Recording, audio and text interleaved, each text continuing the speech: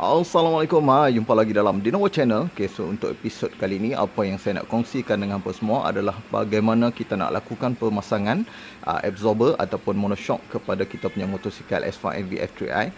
Yang mana dalam episod sebelum ni saya dah tunjukkan kepada anda. Okay, saya dah buat unboxing untuk kita punya barangan yang ditaja oleh Espada. Jadi untuk episod kali ini, barangan tersebut adalah kita punya absorber yang jenis gas. Jadi untuk episod kali ini saya akan tunjukkan secara DIY bagaimana kita nak lakukan pemasangan absorber, okey, dan penggantian absorber yang lama ni kita akan buka dan kita akan pasang dengan absorber yang baru.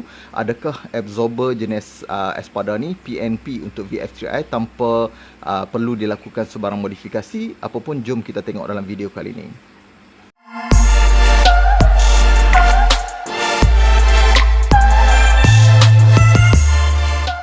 Seperti biasa, kalau hampa tengok selalunya dalam episod yang saya buat full tutorial untuk kita punya pemasangan apa-apa aksesori pada S5 VF3i, saya akan share semua barang yang kita perlu. Yang pertama sekali, kalau hampa tengok sini, episod kali ni memang Espada sponsor kita.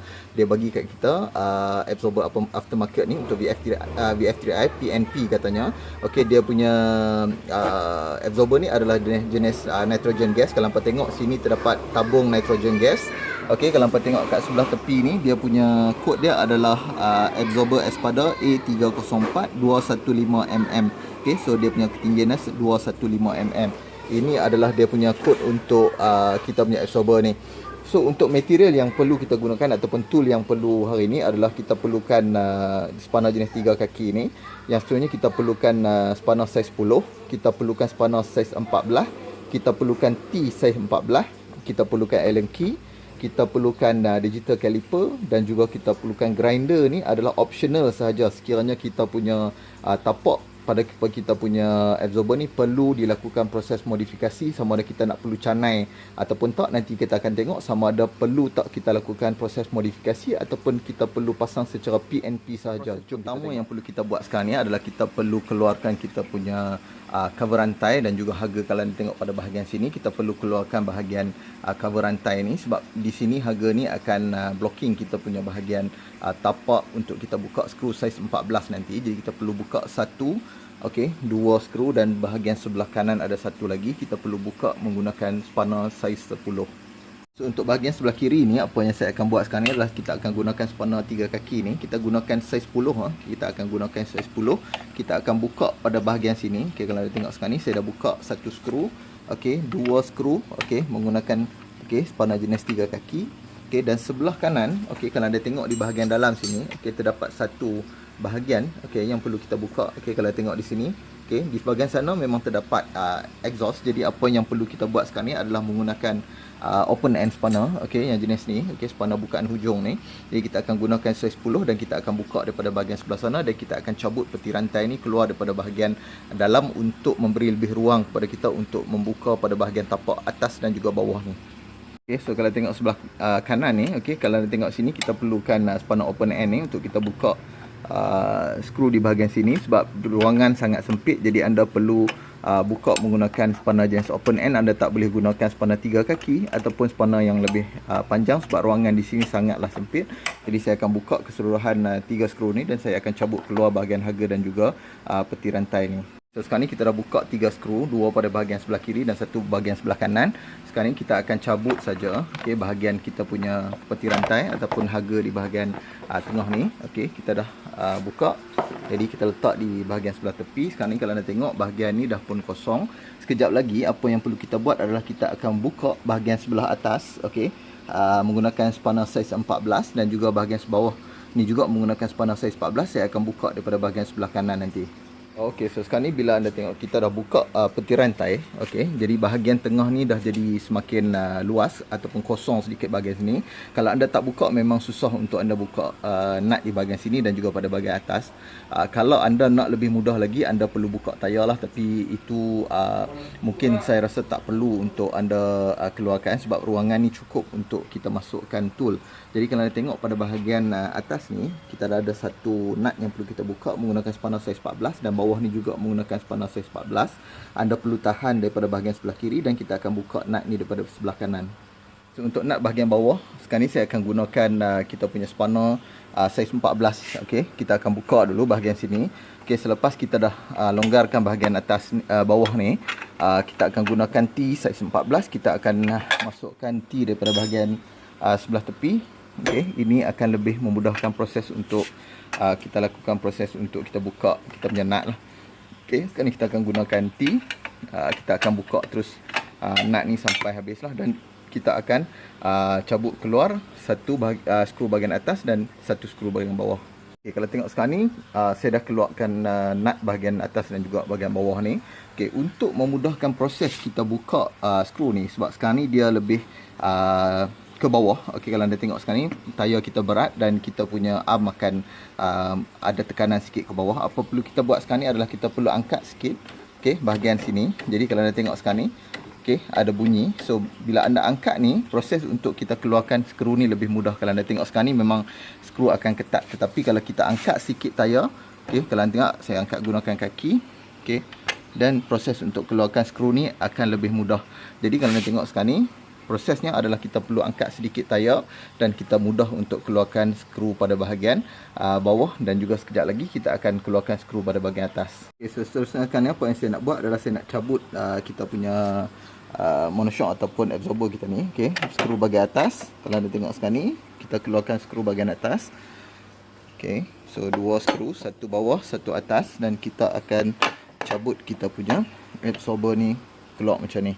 Okay, jadi ini adalah kita punya absorber yang asal. Sekejap lagi kita akan bandingkan dengan absorber yang baru dan kita akan tengok ukuran.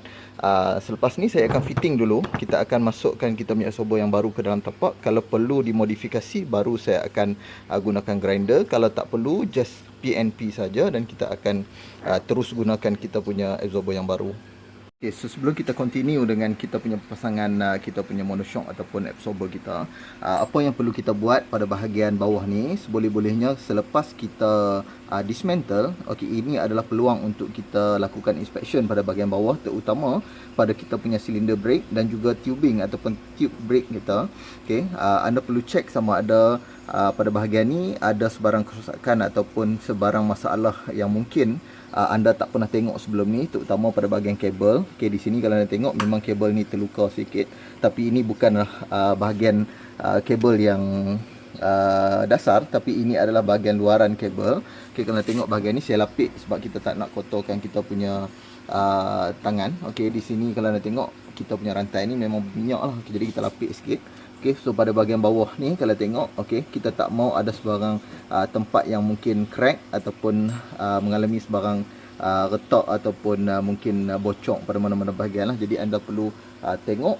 Kalau dah puas hati dan confirm pada bahagian ni tak ada masalah, dan kita boleh continue dengan pemasangan kita punya absorber yang baru. Okay, so sekarang ni kita akan tengok perbezaan kita punya absorber yang baru dengan absorber yang lama. Okey, kalau tengok di sini, okey, apa yang ada dalam kotak kita sekarang ni, ini adalah bracket, okey, untuk kita gantung kita punya tabung gas ni. Okey, ini kita perlu pasang nanti. Di sini juga ada satu bracket. Okey, bracket ni kalau anda tengok memang perlu dipasang, okey, sebab kita akan tambat pada bahagian kita punya footrest nanti. Okey, so ini adalah kita punya absorber lah, main. Okay, so ini adalah absorber, termasuk sekali dengan kita punya tube gas ni. Kalau tengok, okay, ini kita punya absorber yang kita pakai kali ini menggunakan hydrogen gas, okay, untuk compression. Okay, kita boleh laraskan nanti. Kalau anda tengok di sini belah atas ni, selalunya orang tengok bahagian ni untuk adjustable. Okay, di sini kalau anda tengok untuk absorber ni memang preload.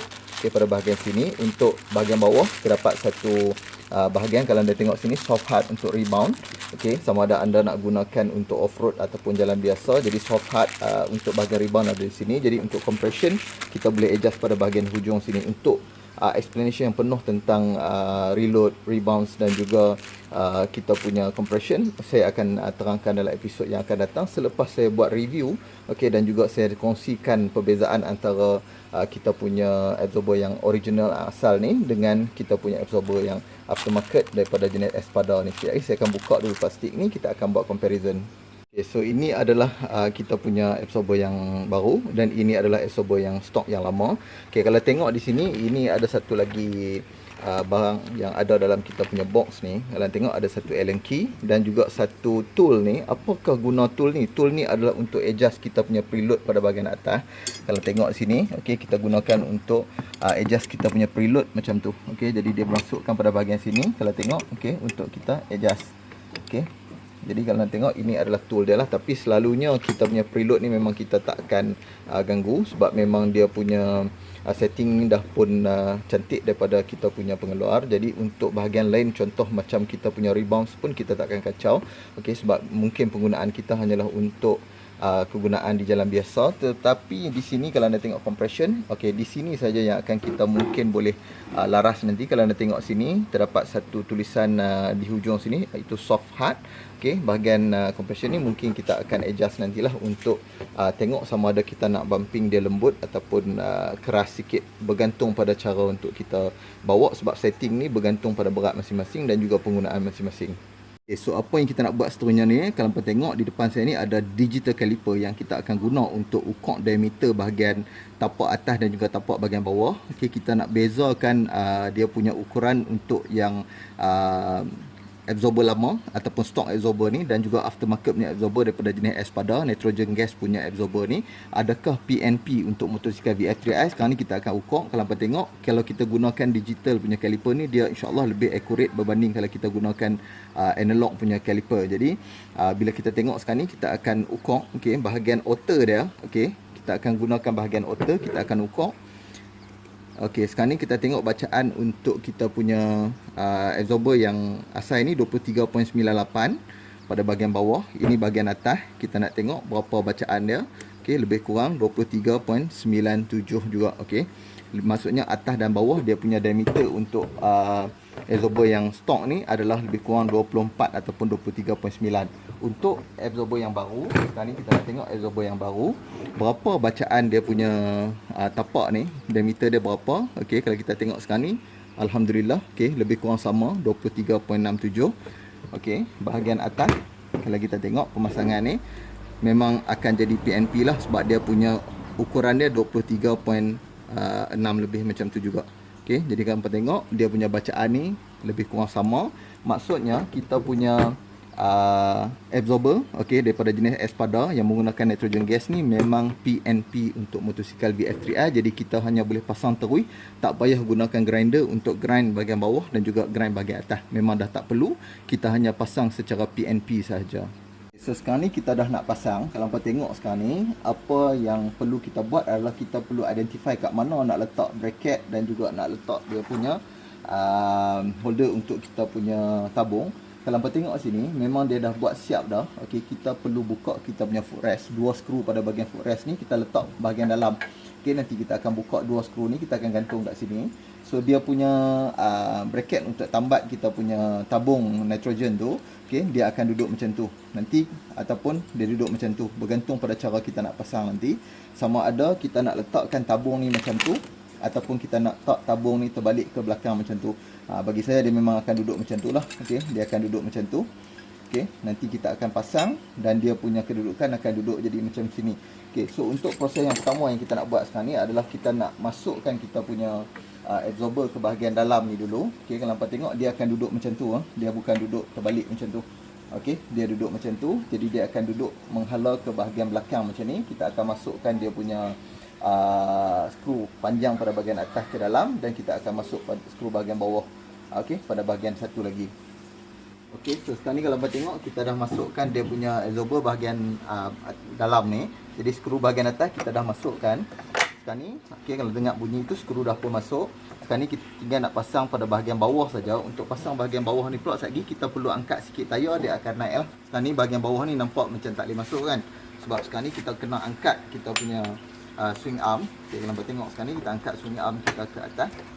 Okey, jadi bila kita angkat swing arm kita, baru kita boleh masuk skru pada okey bahagian yang bawah ni pula.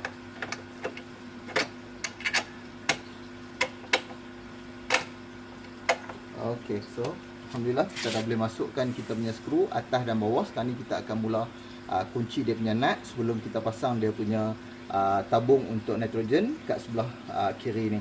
Okay, so sekarang ni apa yang perlu kita buat next ni, bila kita dah mula pasang absorber ni, kita dah pasang nut pada bahagian bawah dan bahagian atas, kita akan mula kunci balik guna spanner nombor 14 ni sampai ketat lah. Okay, so Alhamdulillah kalau tengok sekarang ni kita dah selesai pasang kita punya absorber bahagian bawah, okay, dan juga bahagian atas. Sekarang ni apa yang kita nak buat adalah kita nak pasang bracket ni, okay, bracket untuk kita punya tabung nitrogen ni yang kita akan letak pada bahagian atas ni nanti. Okey, apa yang kita perlu buat sekarang ni adalah kita perlu buka dulu kita punya skru footrest bahagian belakang ni. Okey, kita perlu buka dua skru ni menggunakan spanner size 12.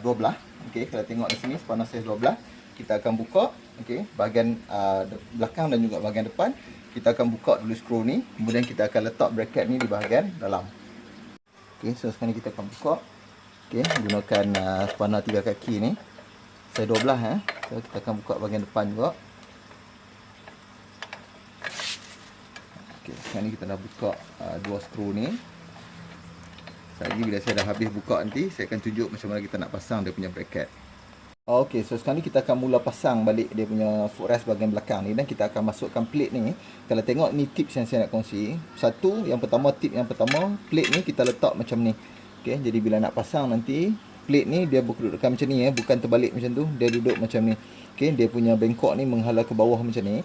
Itu yang pertama. Yang kedua, kalau tengok skru asai, okey, skru asai kita memang kedua-duanya panjang macam ni. Ini size 14. Apa yang saya nak nasihatkan di sini, sebolehnya beli satu skru lain, okey, yang bahagian belakang ni, sebab bahagian belakang ni tak cukup panjang apabila kita letakkan macam tu. Jadi kita beli skru saiz 14 yang lebih panjang sikit, okey, untuk letak pada bahagian belakang ni. Jadi bila kita masukkan nanti, bahagian belakang ni sebenarnya dia lebih tinggi. Kalau tengok dia punya bonggoy ni lebih tinggi daripada yang depan, sebab tu bila kita pasang skru yang asal dia takkan boleh masuk. Jadi untuk bahagian belakang kena beli skru saiz 14 yang lebih panjang sikit. So sekarang ni last adalah pemasangan kita punya tabung ni. Kalau tengok ni tabung ni, sekarang ni bracket dia ada dekat sini. So kita ada dua option sebenarnya. Sama ada kita nak pasang terbalik macam ni, ataupun kita nak pasang ikut arah macam ni. Tapi saya pilih sebab dia punya stiker pun memang dah cantik duduk sebelah sini. Kebetulan dia punya adjuster untuk dia punya compression pun duduk pada bahagian belakang. Jadi soft hard ni senang untuk kita monitor. Kita nak kunci soft ataupun hard ni, kita boleh kunci dengan mudah. Apa yang saya akan buat sekarang ni adalah saya pilih untuk letak macam ni. Okey, jadi kalau tengok sekarang ni memang cun-cun lah. Okey, dia duduk pada bahagian sini. Okey, sekejap lagi kita akan pasang dia punya skru dua pada bahagian belakang. Sini ada dua skru Allen key dan kita akan kunci pada bahagian atas ni. Okay, mula-mula sekali kita pasang dulu pada bahagian sini. Yang atas ni jangan kunci lagi sebab kita akan adjust sikit lagi. So bahagian atas ni kita bubuh dulu skru Allen key ni. Sekejap lagi kita akan kunci guna Allen key. Okey, kita pasang dua skru ni. Okay, ingat pada bahagian depan jangan kunci lagi sebab kita tak mau dia bila ketat nanti susah kita nak pasang bahagian belakang sebab dia punya gap pada bahagian tepi ni sikit sangat. Jadi pasang elok-elok dulu pada bahagian belakang. Kita kunci bagi ketat dulu dia punya tapak bahagian belakang ni. Okey, so bila dah pasang macam tu, kita perlu tengok kedudukan dia punya tabung nitrogen ni. Kita nak bagi ke depan sikit, tak bersentuhan dengan footrest sebab kita nak bagi dia tak belaga, nanti dia akan ada vibration. Kemudian bila kita dah pasang ikut kedudukan macam ni, baru kita kunci skru Allen key bahagian atas ni untuk ketatkan dia. Okey, supaya dia tak lari lagi daripada kedudukan dia lah. Jadi kita tengok atas ni, kita kunci saja. Okey, kita perlu pastikan yang dia punya kedudukan ni, okey, tak menyentuhi mana-mana bahagian lah, bahagian atas dan juga pada bahagian footrest. Sebab nanti bila ada vibration mungkin dia akan calakkan bahagian sini dan juga bunyi dia pun akan bunyi vibration lah. Okey, jadi sekarang ni kita boleh start kunci bahagian belakang pula. Okey, so Alhamdulillah sekarang ni kita dah siap pasang dia punya tabung pada bahagian tepi ni. Kalau tengok dia punya tabung ni, Alhamdulillah fit masuk cantik. Okey, kalau tengok dia punya kabel pun dia punya tak ada sentuh dengan mana-mana bahagian. Memang nice dan cantik dia punya ukuran dia. Jadi kalau tengok sekarang ni, kenapa saya pilih pasang daripada angle sini, sebab dia punya volume untuk kita adjust soft hard sini memang mudah untuk kita tengok dan mudah untuk kita adjust dan nampak lebih cantik. Jadi kalau tengok pemasangan ni, saya akan ceritakan dengan detail dia punya review setelah saya pakai yang menggunakan kita punya absorber yang stock dan juga absorber aftermarket jenis Espada ni. Memang kalau tengok dari segi design memang nampak cantik sebab dia punya botol itu berwarna platinum dan berwarna tak terlalu menyerlah sangatlah, sesuai dengan warna motor saya yang mana warna biru standard. Jadi saya ucapkan terima kasih pada Espada sebab bagi produk yang cukup cantik macam ni. Sebab saya pasang memang saya rasa puas hati lah walaupun belum guna lagi. Nanti kita akan start pasang balik kita punya peti rantai, dan proses ni dah pun siap alhamdulillah, dengan tak ada apa masalah. Dari segi dismantle dan juga pemasangan berjalan dengan sangat baik.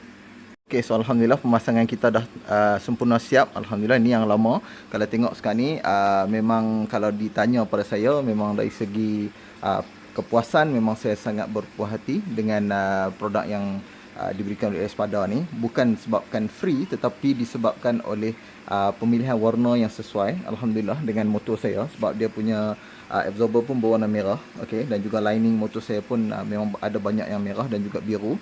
Kalau tengok dari segi dia punya tabung pun warnanya sangat-sangat sesuai dengan motor saya lah, sebab saya sukakan warna yang tak terlalu striking pada motor saya. Jadi kalau hampa tengok, mungkin yang sukakan dia punya botol berwarna kuning, hampa boleh dapatkan botol yang berwarna kuning. Tapi alhamdulillah saya dapatkan ini botol yang berwarna silver ataupun macam platinum ni. Jadi kalau tengok memang dari segi pemasangan alhamdulillah kita dah pasang dengan sempurna. PNP saja. Jadi untuk hampa yang mungkin tercari-cari apakah jenis absorber ataupun monoshock yang sesuai daripada jenis gas ni, hampa boleh dapatkan daripada brand Espada. Sebab saya memang tengok dari segi dia punya kualiti sangat-sangat berbaloi untuk kita beli dan untuk kita dapatkan bagi pemasangan secara PNP untuk motosikal VF3i kita. Jadi setakat ni dulu video kali ni. Untuk episod yang akan datang ni saya akan kongsikan dia punya review tentang feedback berkenaan kita punya absorber jenis Espada ni, sama ada dari segi dia punya performance untuk bumping, untuk dia punya rebounds, macam mana dia punya performance. Nanti saya akan share dalam episod yang akan datang ni. Untuk episod kita melakukan proses tutorial pemasangan kita kali ini alhamdulillah berjalan dengan sangat baik, sebab dia hanya PNP. Jadi anda boleh cuba sendiri. Kita jumpa lagi dalam video-video yang lain dalam Dino World Channel. Assalamualaikum.